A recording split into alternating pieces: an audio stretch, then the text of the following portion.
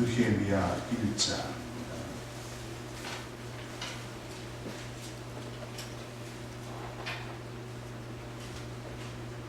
우리 큰 소리로 교독할까요? 1장 1절에서 11절까지입니다.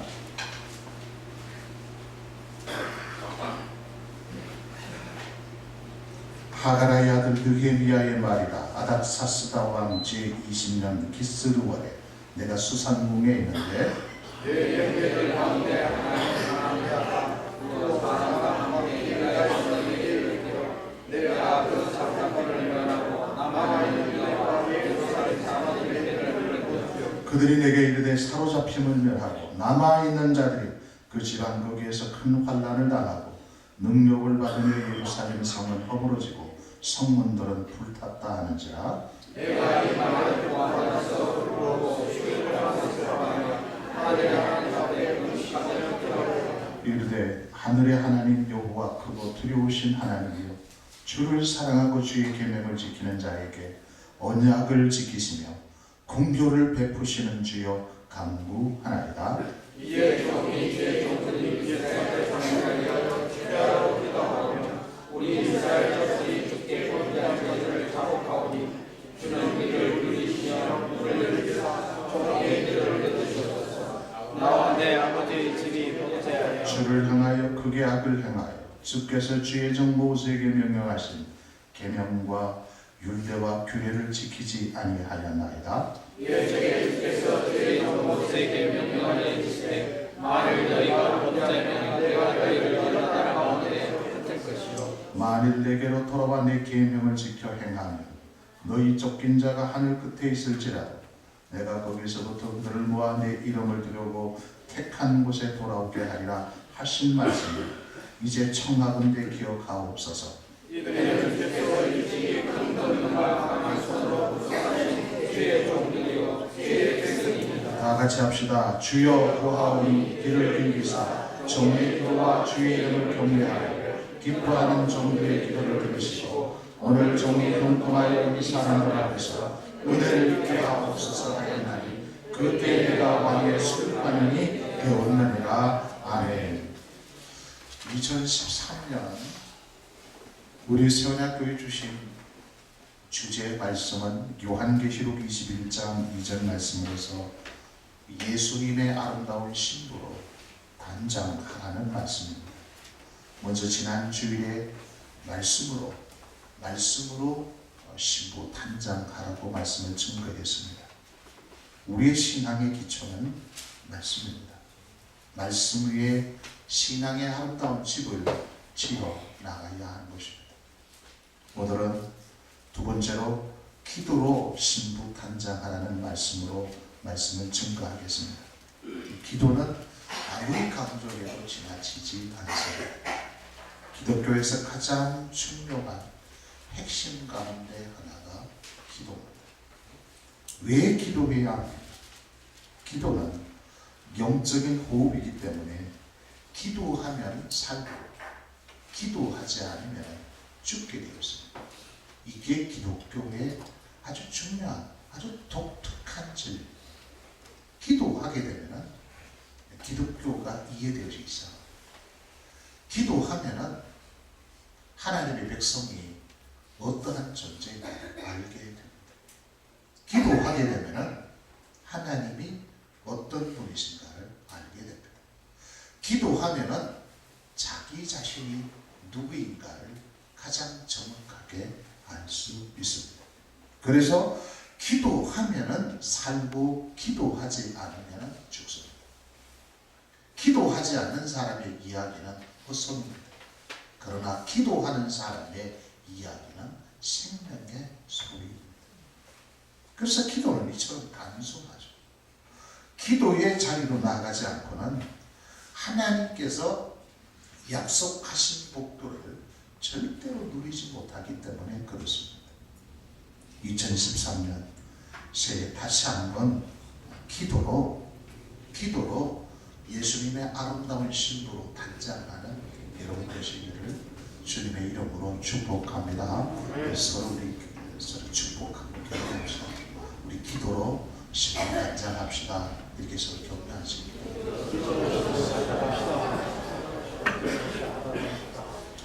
성경에 보면 많은 인물들이 등장합니다.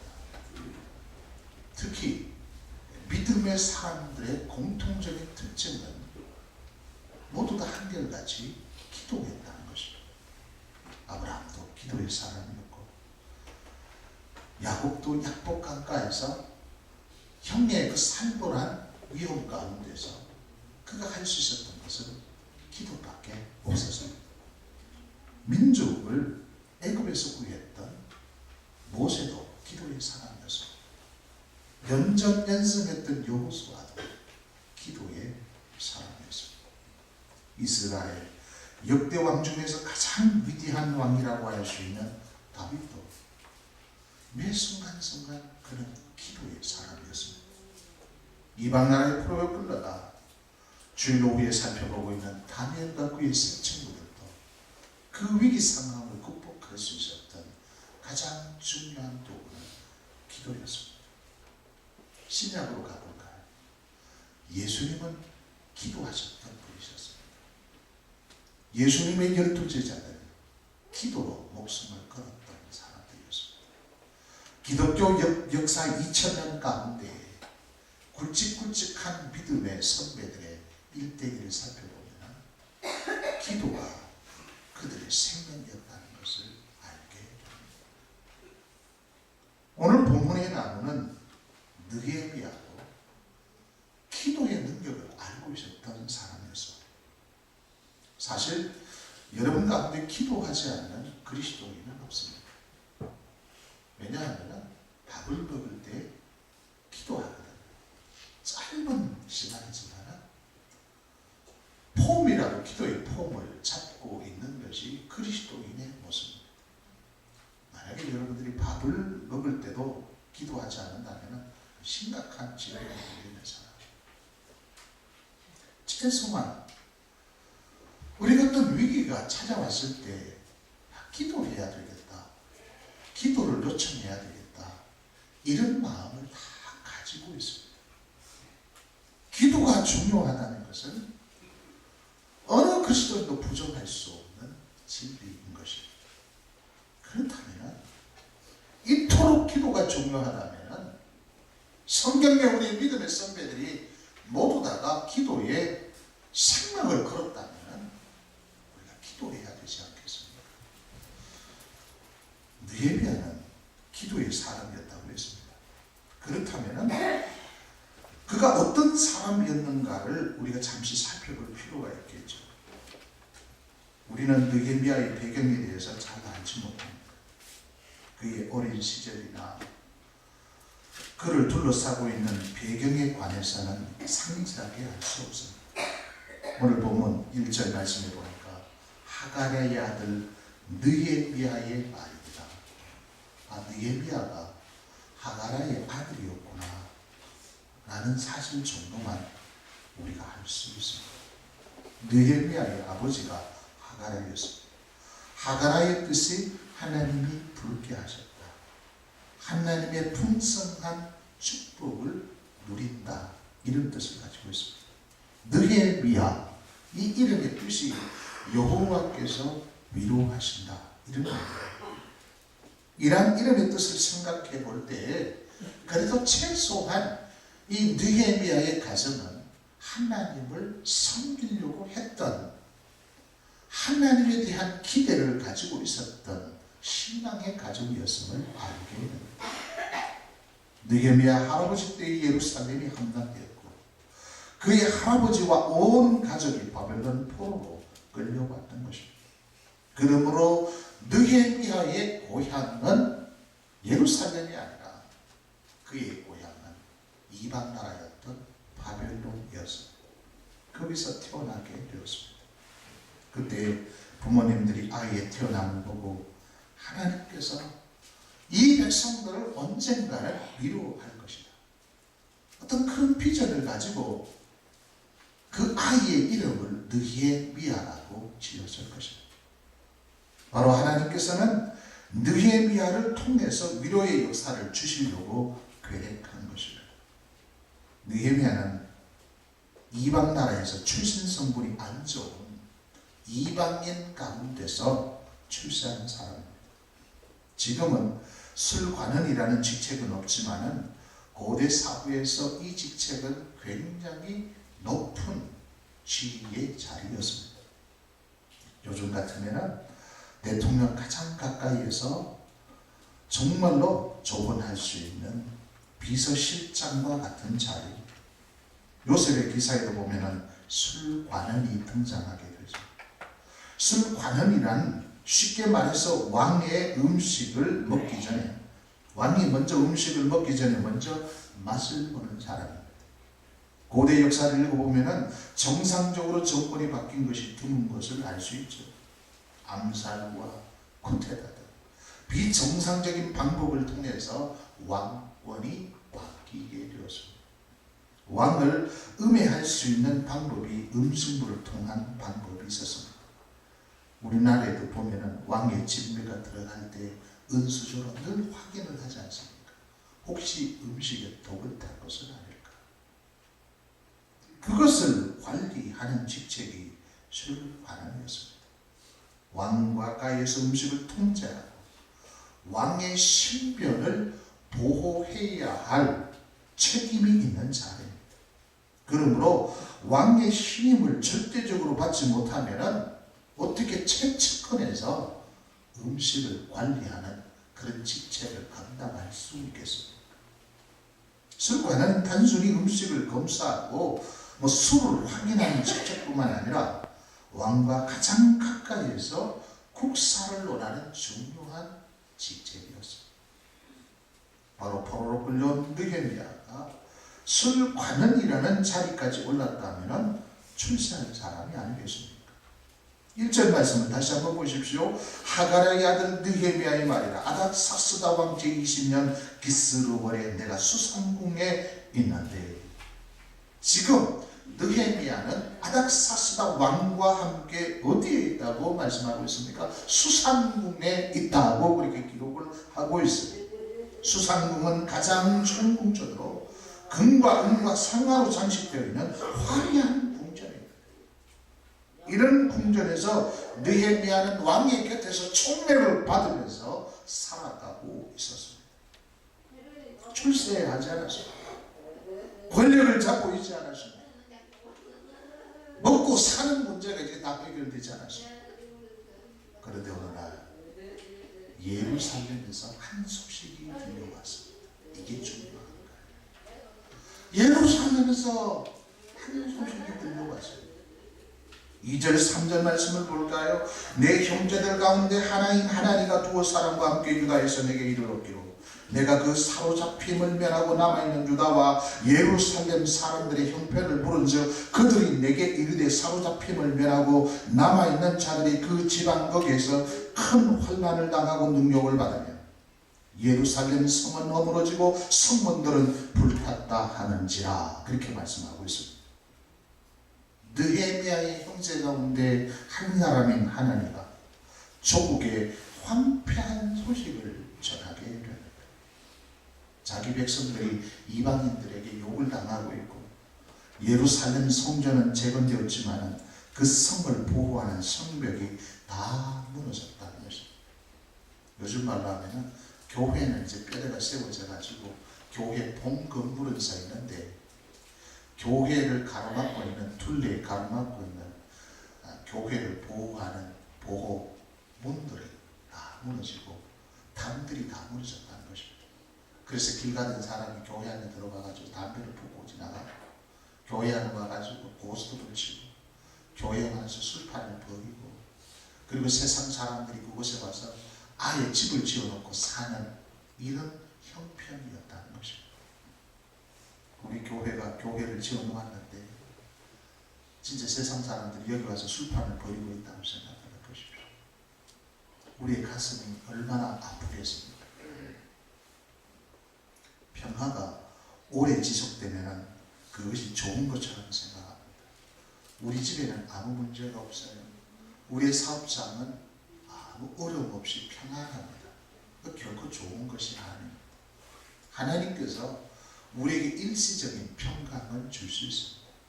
이 세상이라는 것은 하나님께서 반복적으로 우리들에게 일시적인 샬롬을 허락하십니다. 그러나 그 평화가 계속되는 것은 아닙니다. 우리의 완전한 평화, 영원한 평화는 하나님의 품에 안길 때오는 하나님께서 우리에게 허락하신 최고의 복입니다. 이 세상이 편안하고 이 세상이 살기 좋다면 어떻게 우리가 천국을 그리워할 수 있겠습니까? 이 세상 삶은 사실은요, 피곤해야 되는 거예요. 이 세상 삶은 진짜 고달퍼야 되는 것입니다. 그래야만이 언제 주님 오시는지, 주님의 그 평강을 기다리지 않겠습니까? 내가 넓은 집, 좋은 집, 날마다 살의 진비를 먹고 있고 메이크 옷을 입고 아무 문제도 없이 살아간다면 어떻게 주님 어서 오시옵소서, 주님 빨리 오세요, 어떻게 우리가 고백할 수 있겠습니까? 이 세상에는 행복이 오래 지속될 수 없습니다. 그래서 우리는 폭풍우 속에서 평화를 누릴 수 있는 원리를 배워야 되는 것이죠. 수상궁에서 행복한 날들을 보냈던 느헤미야에게 좋게 한 소식이 들려왔습니다.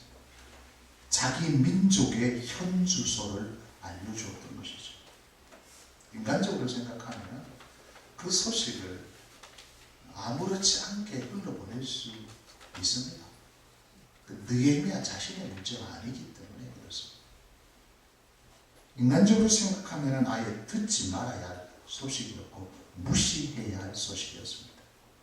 그러나 이 한 소식이 느헤미야 내면 속 깊은 속에 있는 신앙의 양심을 건드렸다는 것입니다. 이 한 소식을 들은 느헤미야는 충격을 받은 것입니다. 결국 이 소식 때문에 하나님 앞에 나아갈 수밖에 없었다는 것이죠. 그렇습니다. 한 인간이 변화되는 것은 뭐 엄청난 사건을 통해서 변화되는 것도 있지만 주로 자그마한 어떤 한 사건을 통해서 인생의 터닝 포인트가 찾아올 때가 있습니다. 작은 나무 잎새가 떨어지는 것을 보고 인생의 허망을 깨닫고 진리를 찾는 사람도 있습니다. 이런 모를 하나 자연의 변화를 통해서 자기 인생의 엄청난 터닝 포인트, 전환점이 찾아오는 사람이 있습니다. 느헤미야에게 들려온 이 소식은 느헤미야 깊은 내면 속에 잠자고 있었던 하나님을 향한 열정의 불을 일으켰던 불씨였다는 사실입니다. 그 소식 때문에 느헤미야는 기도의 사람으로 만들어 갔다는 것입니다.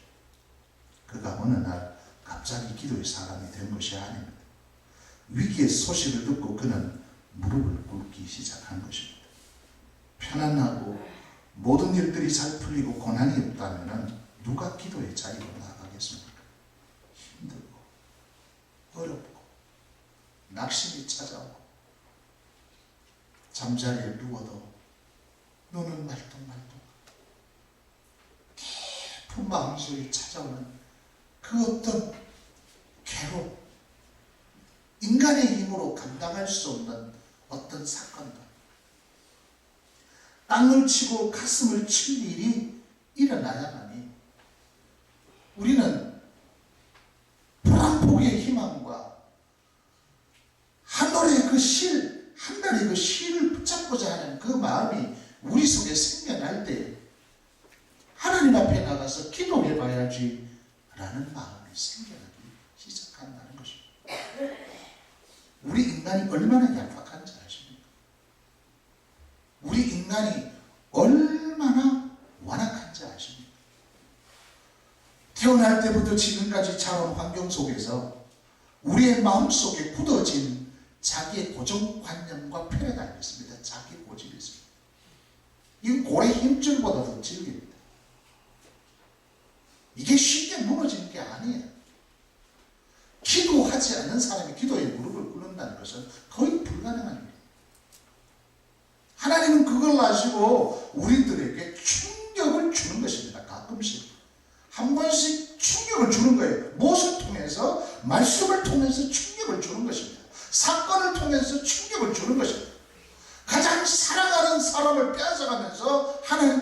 충격을 주는 것입니다.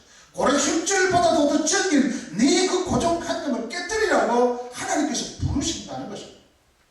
그래도 하나님 앞에 나가지 않는 자들이죠. 그래서 어느 날 죽음의 그림자가 드리워지기 시작하면 우리는 호흡하기 시작합니다. 하나님 살아계신다면 나를 좀 봐주시고 긍휼히 여겨달라는 작은 신음 소리를 우리가 외치게 하는 것입니다. 느헤미야는 조국의 그 성문이 해파되었다는 소식을 듣는 순간에 자기 자신의 영적인 상황을 바라보았던 것입니다. 기도할 수 없는 것, 그 가장 큰 불행이라고 할 수 있는 것이죠. 내가 지금 신앙생활을 하고 있는데 내 신앙생활에서 가장 중요한 이 기도의 자리가 없다면 나의 신앙은요, 이것은 사실 아무것도 아닌 것입니다. 세상 사람들이 진리가 아니고 헛새를 부르는 것을 가지고 쇼라고 얘기합니다. 자기는 그렇지 않으면서 자기화시키는 것을 속임수라고 그렇게 얘기를 하는 것이죠. 그래서 우리가 신앙생활을 하면서 기도가 없이 내가 어떤 교회 일을 감당하고 내가 신앙생활을 하고 있다는 것은 헛새와 쇼와 그거는 속임수를 쓰는 것과 같은 것입니다. 이스라엘 백성들이 1차, 2차 포로 귀환이 이루어져 에스라와 여호수아 그리고 스룹바벨의 주도로 성전이 복구되었습니다. 그러나 이방인들이 70년 동안 그곳을 자리 잡고 있었기 때문에 그 기득권을 쉽게 포기할 수 있겠습니까?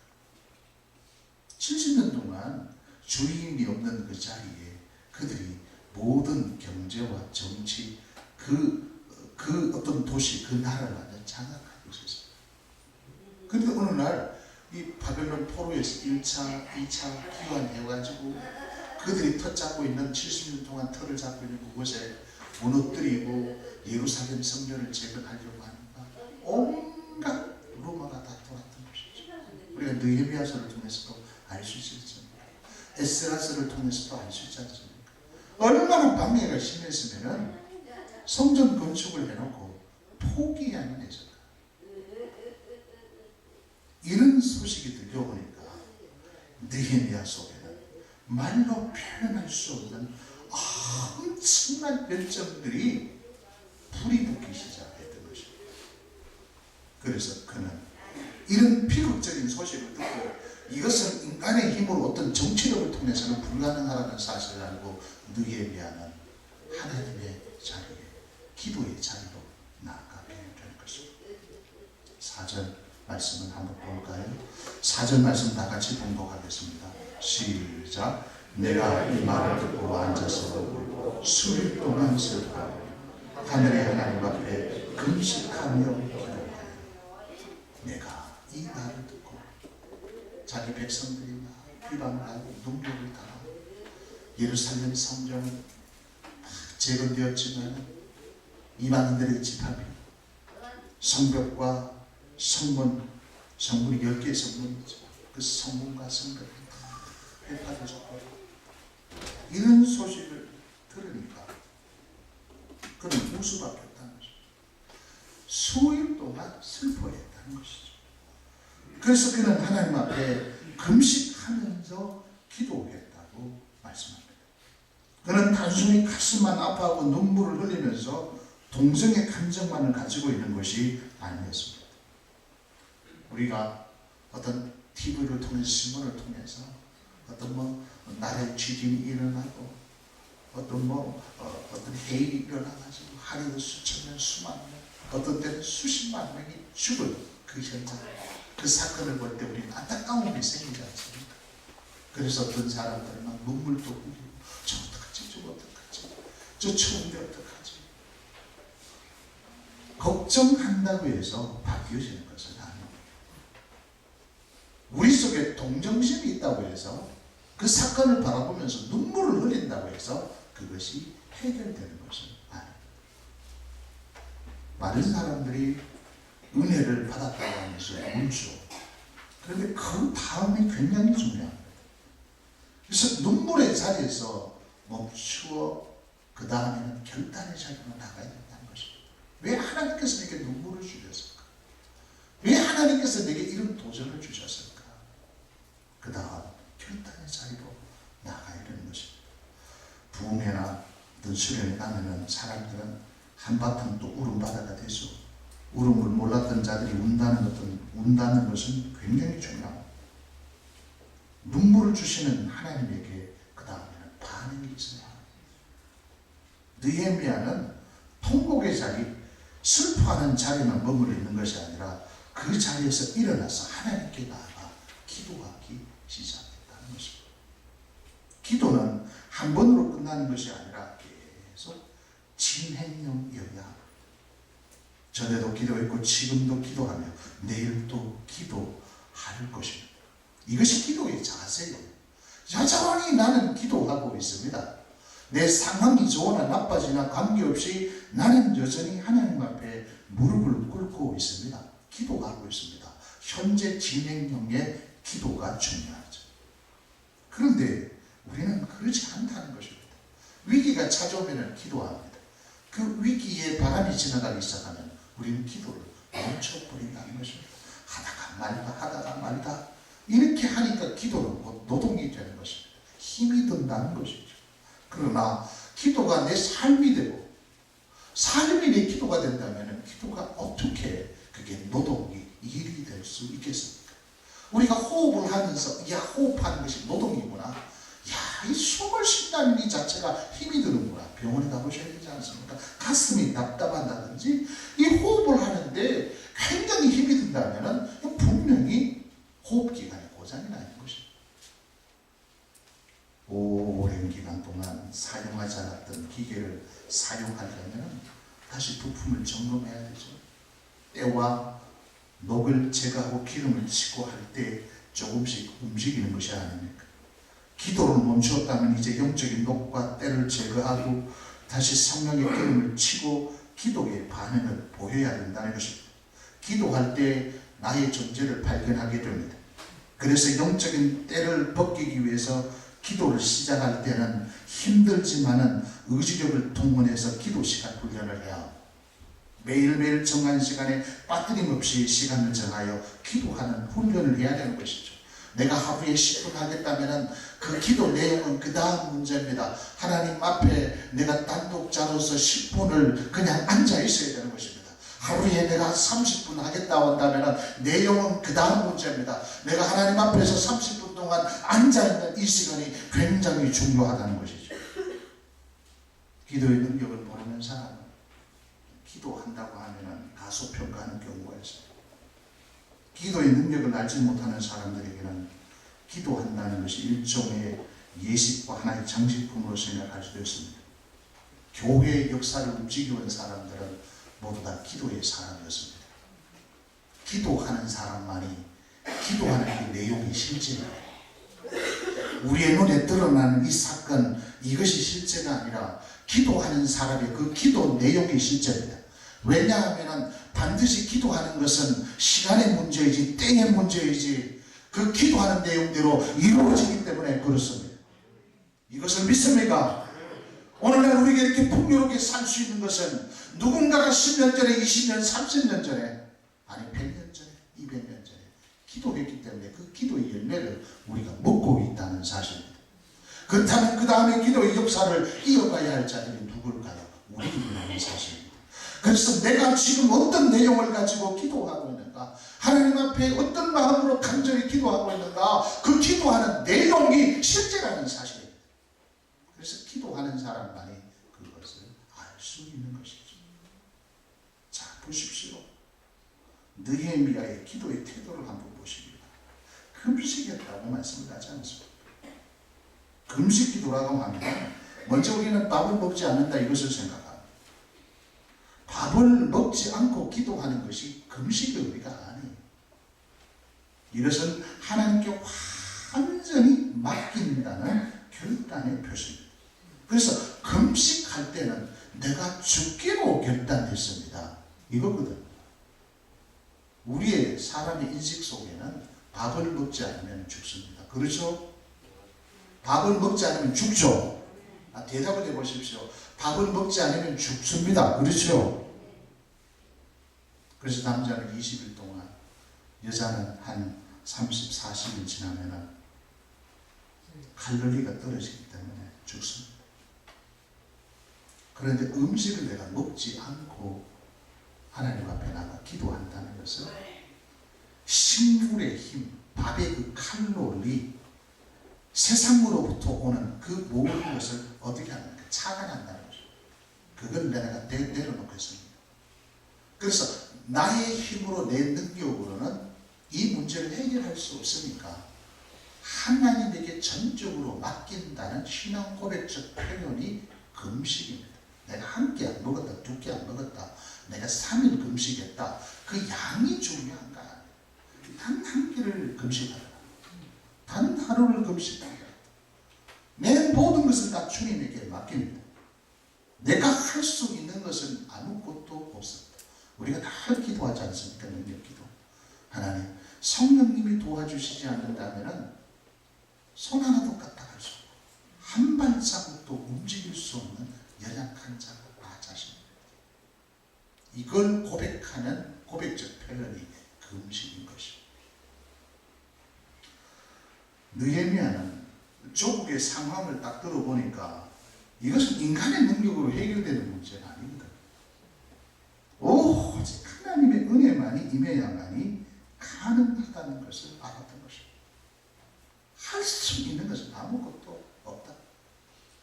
우리 인간의 능력으로는 도저히 불가능하다. 하나님만이 이를 해결할 수 있는 유일한 방법입니다.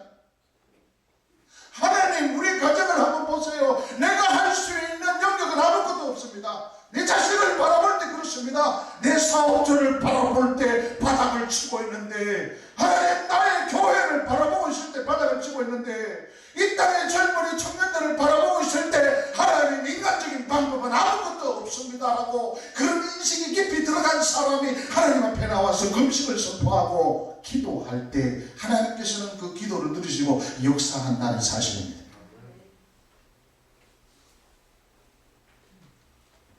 그 당시 전 세계를 제패했던 나라가 메데 페르시아였습니다. 느헤미야가 모시고 있었던 왕이 세계에서 최고의 세력을 가지고 있었던 아닥사스다 왕이었습니다. 아마 여러분들이 그 삼백 용사라는 영화에서 거기 왕이 등장하면서 봤을 거예요. 밑에 막 수천 명의 그 노예들이 그걸 만들어가지고 그 위에 딱 타고 있던 그 왕이 아닥사스다 왕입니다.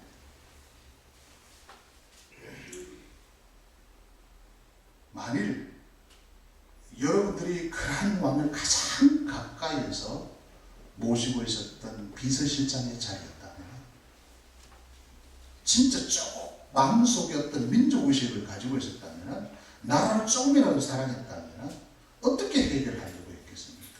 정치력을 동원하지 않겠습니까? 권력의 힘을 동원할 수 있는 그런 자리였습니다. 고대 사회에는 이 권력은 절대 권력입니다. 신과 같은 능력을 발휘하는 것이죠. 말 한마디만 하면 사람 죽을 수도 있고 살릴 수도 있었던 그런 시대가 아닙니다. 한때 우리나라 최고 권력인 대통령 자리에 올라가면 그 권력의 힘을 통해서 엄청난 능력을 행하지 않았습니다. 하루에 차 한 대 가는 것도 말 한마디면 여기 도로를 깔아라, 2차선 깔아라, 4차선 깔아라 한다. 어김없이 거기가 도로가 생겼습니다. 우리는 지금까지 권력을 쥐었던 자기들이 연고가 있는 지역에 가서 엄청나게 발전적인 것을 알 수 있습니다. 느헤미야는 왕의 측근에 있었기에 그때 인간적인 생각을 했더라면 인간적인 방법을 통해서 해결할 수도 있었을 것입니다. 그러나 느헤미야는 부인은 절대 권력을 가지고 있었던 왕에게 가서 호소한 것이 아니라 하나님에게 나아갔던 것입니다. 그는 사람을 움직이는 것보다 먼저 하나님의 마음을 아는 것이 중요한 것을 알았다는 것이죠. 그래서 기도의 자리로 나간 것입니다. 느헤미야는 사람을 움직이는 것은 사람이 아니라 하나님이라는 사실을 그는 알고 있었던 것이죠. 이 상황을 움직이게 하는 것은 인간의 힘이 아니에요. 이 상황을 만드신 하나님의 주권 속에 있기 때문에 하나님이 개입하시면 완전하게 해결되는 것입니다. 그것을 알 수 있는 방법이 무엇일까요? 기도밖에 없는 것이죠. 그래서 그는 하나님 앞에 나가 기도했던 것입니다. 우리 세원학교회에 부흥되기를 원하시죠, 여러분? 아니, 부흥되기를 원하시면 큰 소리로 아멘 한번 해보십시오. 더 큰 소리로 아멘. 부흥하기를 여러분 정말로 원하십니까? 그렇다면 저부터 이 교회에서 기도의 소리가 끊어지지 않는 거예요. 다 교회는 낮에 기도하는 소리가 들려요. 저녁에도 기도하는 소리가 들려요.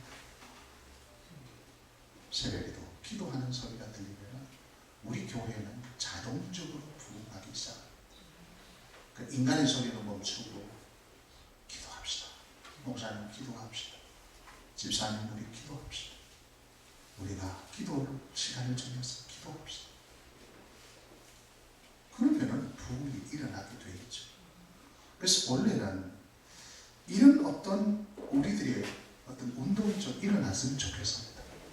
먼저 여러분 가정 속에서 여보 우리 기도합시다. 저녁에 단 5분간이라도 우리가 기도합시다. 기도하고 셀 모였을 때 우리 기도합시다.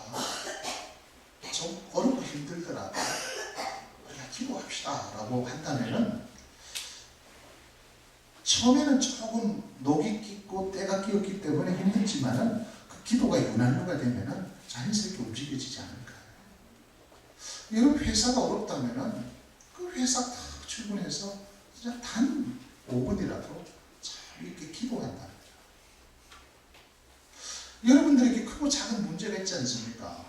그 문제를 해결하시는 분이 하나님만 유일한 방법이라면 그 문제를 우리가 기도해야 되지 않겠어요? 그래서 기도하는 영적인 분위기로 바뀐다면 진짜 내가 기도로 단장한다면 얼마나 위대한 하나님의 역사가 일어나겠어요? 그래서 느헤미야는 구체적으로 기도했다는 것을 알 수가 있습니다. 그냥 금식만 하면서 그 골몰로 가만히 앉아 있었던 것이 아니라 그는 기도하기 시작했습니다. 어떻게? 구체적으로 아주 치밀하게 기도했다는 것입니다. 그래서 기도에도 작전이 필요합니다. 기도도 원리가 필요한 것입니다. 그냥 오랜 시간 앉아 있다고 해서 되는 게 아니에요. 구체적으로 기도했습니다. 그래서 첫 번째는 이 느헤미야는 자기가 기도하는 그 기도의 대상이 누구인가를 분명하게 알고 있었습니다. 5절을 한번 볼까요? 5절 다 같이 시작. 이르되 하늘의 하나님 여호와 크고 두려우신 하나님이 주를 사랑하고 주의 계명을 지키는 자에게 언약을 주시며 긍휼을 베푸시는 주여 간구하나이다. 더 큰 소리로 합시다. 이게 정말로 중요한 말씀을 여러분들께 증거하고 있어요. 정말로 하나님 여러분 기도로 단장해야 되지 않겠습니까? 네. 그렇다면 여러분이 좀 간절한 마음으로 이 느헤미야가 어떻게 기도했는가 이걸 좀 배워서 이게 적용을 한번 해봐야 되지 않겠습니까? 이르되 하늘의 하나님 여호와 크고 두려우신 하나님이여 주를 사랑하고 주의 계명을 지키는 자에게 언약을 지키시며 긍휼을 베푸시는 주여 간구하나이다. 하나님한테 기도하죠. 그런데 우리는 기도의 대상이 사람인 경우가 굉장히 많습니다. 체면으로 기도하는 것은 그 대상이 사람입니다. 그래서 오늘 내가 기도할 때 어떻게 하면 사람의 길을 즐겁게 할 것인가? 그 대상은 사람입니다. 어떤 사람은 자기 독백으로 기도하는 사람이 있어요. 자기에게 기도하는 사람이 있어요. 그것을 가지고 푸념이라고 얘기합니다. 넋두리라고 합니다. 자기에게 기도하는 사람이 있어요. 밤새도록 기도하는데 자기 속에 있는 감정을 실컷 토해놓고 가는 사람이 있어요. 넋두리. 그리고 나서는 밤새도록 기도했다.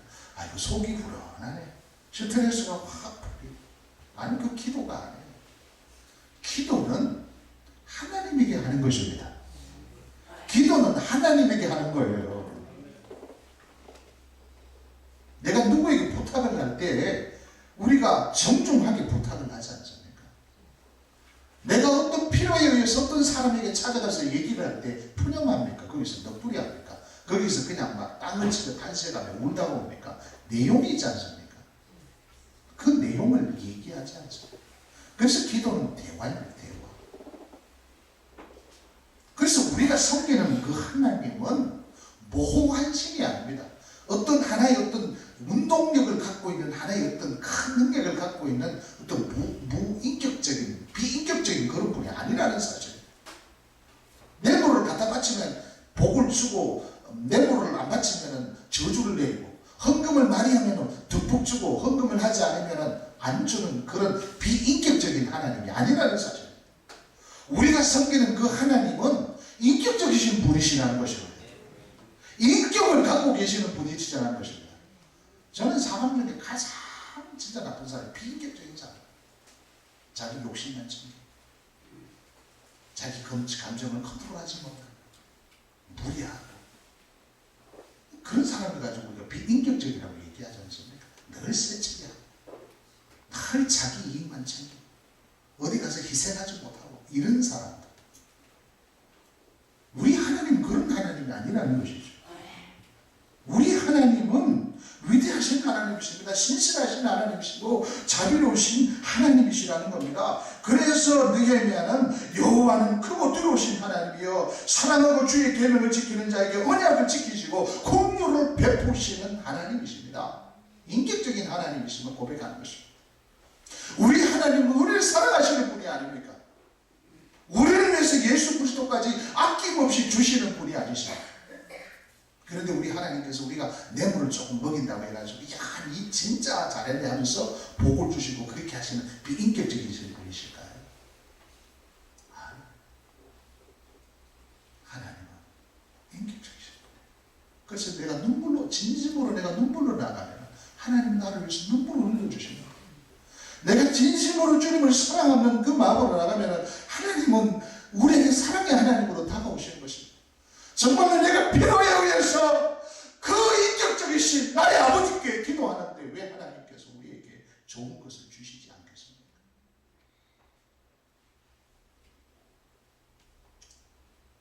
그 다음에 두 번째로 느헤미야의 기도는 한 번 기도하는 것이 아니라 주야로 쉬지 않고 기도했다는 것입니다. 6절 말씀을 한번 보십시오. 6절 말씀 다 같이 봉독하겠습니다. 시작. 이제 종이 주의 종을 이스라엘 자손을 위하여 주야로 기도하오며 우리 이스라엘 자손이 주께 범죄한 죄를 자박하오니 주는 귀를 기울이시며 눈을 여시사 종의 기도를 들으시옵소서. 나와 내 아버지의 집이 범죄하여 거기에 보면은 밤낮 쉬지 않고 주야로 기도했다는 것입니다. 아까 전에도 말씀드렸죠. 기도하고 있다는 것이 중요합니다. 상황이 아무리 변화되지 않아도 내가 기도하고 있다는 그 기도 내용이 중요합니다. 끊임없이 기도하는 밤낮 부르짖는 기도 이것이 중요합니다. 내가 과거에 뭐 사실 금식기를 옛날에는 하루에 막 2-3시간 기도했는데 중요한 게 아니라 지금 내가 하나님 앞에 기도하고 있느냐 하는 것입니다. 그 다음 세 번째로 느헤미야는 죄를 고백했습니다. 왜 그랬습니까? 6절 7절을 다시 한번 읽읍시다. 다시 시작. 이제 종이 주의 종들이 이스라엘 자손을 위하여 주야로 기도하며 우리 이스라엘 자손이 주께 범죄한 죄를 자복하오니 주는 귀를 기울이시며 눈을 여시사 종의 기도를 들으시옵소서. 나와 내 아버지 집이 범죄하고 주를 향하여 그의 악을 행하여 주께서 주의 종 모세에게 명령하신 계명과 윤례와 규례를 지키지 아니하였나이다. 가장 먼저 죄를 자백하는 것이 뭡니까? 하나님 말씀대로 우리가 살지 않아서 그래서 말씀으로 단장하지 못했다는 것을 고백하지 않습니까? 우리가 기도하게 하게 되면 그 인격적인 하나님이 우리한테 찾아오셔서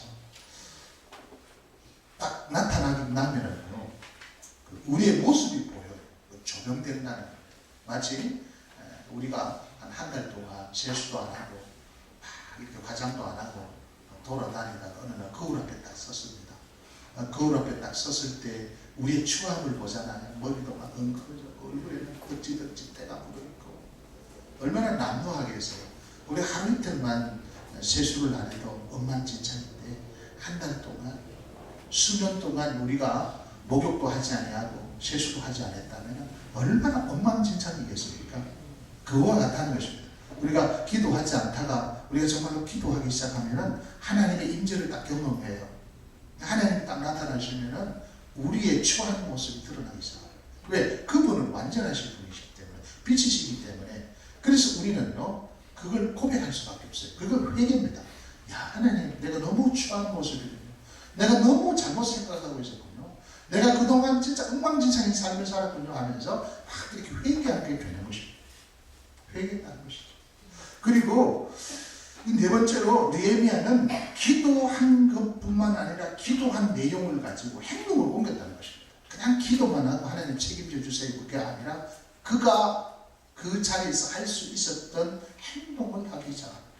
그것이 바로 느헤미야서 2장 1절에서 5절 말씀입니다.